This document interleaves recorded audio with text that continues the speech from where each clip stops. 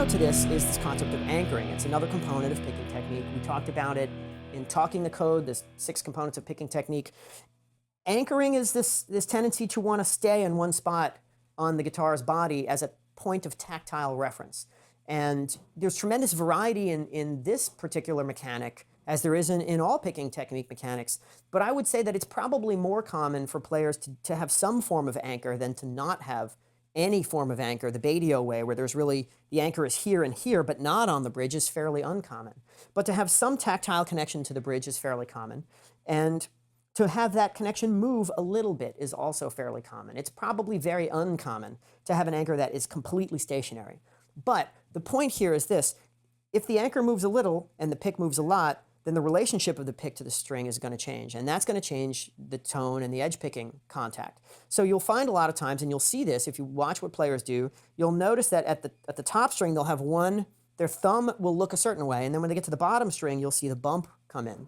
And that is the correction. Even a downward pick slanter who's not using upward pick slanting is going to perhaps dial in some correction with the thumb to maintain the edge picking angle as they get lower. And that's a sign that the anchor isn't moving high enough.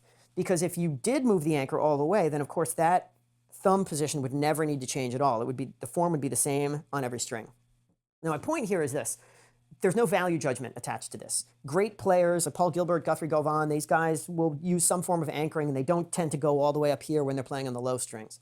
So it's okay to dial in some correction with the fingers. If you see it happening, that's why it's happening. That's the point here.